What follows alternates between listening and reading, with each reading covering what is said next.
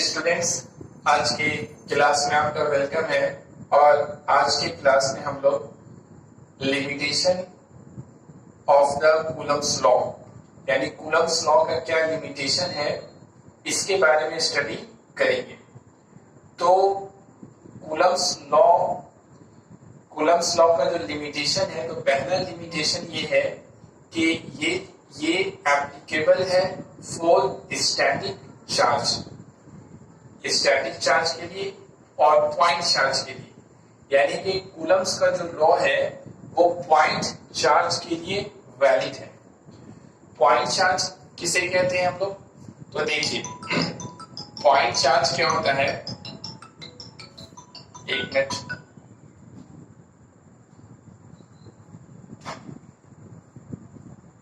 पहला याद रखना है कि पॉइंट चार्ज के लिए कूलम्स का लॉ वैलिड है। पॉइंट चार्ज अब क्या होता है, तो देखिए, अगर ये कोई बॉडी है, इसको अगर चार्ज कर देते हैं और इस पर अगर चार्ज है Q1, ठीक है, इसको चार्ज कर दिए, और दूसरा एक बॉडी है या ऑब्जेक्ट है, उस पर चार्ज Q2 है, तो ये दोनों चार्ज को पॉइंट चार्ज कब कहेंगे और कब नहीं कहा जाएगा?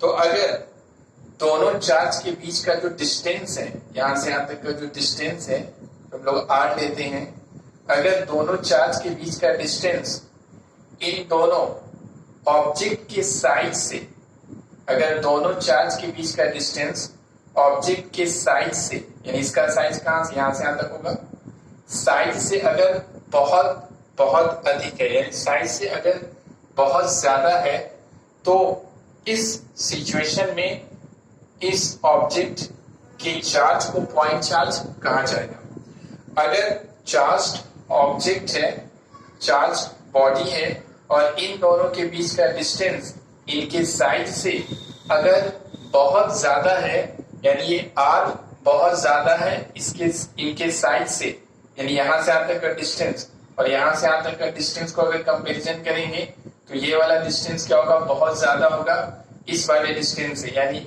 इस बॉडी के साइज से। तो इस सिचुएशन में इस बॉडी पर जो चार्ज होगा उसे पॉइंट चार्ज कहा जाएगा।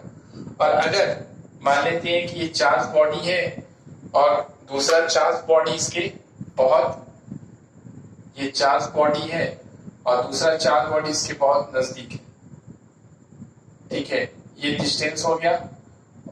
तो इस सिचुएशन में दोनों के बीच का जो डिस्टेंस है, इनके साइड से, दोनों के बीच का डिस्टेंस इनके साइड से कम है, तो इस सिचुएशन में इन बॉडी के चार्ज को पॉइंट चार्ज नहीं कहा जाएगा। तो पॉइंट चार्ज तब कहते हैं कि जब दोनों ऑब्जेक्ट के बीच का डिस्टेंस इनके साइड से क्या होना चाहिए, बॉडी के साइड से बहुत ज्यादा होना चाहिए। तो इस सिचुएशन में बॉडी के चार्ज को कहा जाएगा पॉइंट चार्ज। तो कूलम्स का जो लॉ है वो पॉइंट चार्ज के लिए वैलिड है, एप्लीकेबल है। पहला बात तो ये याद रखना है कि ये पॉइंट चार्ज के लिए। दूसरी बात ये याद रखना है कि कूलम्स का लॉ स्टैटिक चार्ज के लिए वैलिड है, स्टैटिक चार्ज के लिए एप्लीकेबल है। स्टैटिक चार्ज का मतलब ये चार्ज और ये चार्ज, दोनों चार्ज क्या होना चाहिए, रुका हुआ होना चाहिए। चलिए, दोनों रेस्ट में होना चाहिए, ये भी रेस्ट और ये भी रेस्ट, तो एप्लीकेबल है। अगर ये रेस्ट में है और ये मूव कर रहा है तो भी एप्लीकेबल है, तो भी वैलिड है, कूलम्स का लॉ वर्क करेगा। लेकिन हाँ, या फिर ये मूव कर रहा है और ये रेस्ट में है, कोई एक रेस्ट में है, तो भी एप्लीकेबल है, वैलिड है।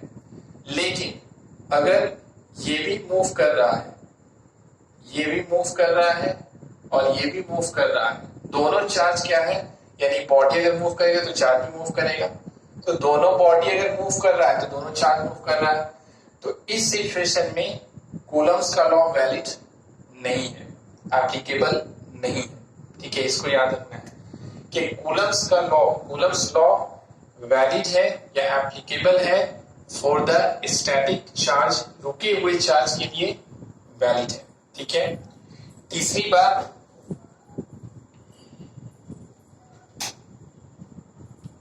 बात ये याद रखना है कि चार्ज के बीच का डिस्टेंस, ये जो डिस्टेंस होना चाहिए वो 10 to the power minus 15 metre से ज्यादा होना चाहिए।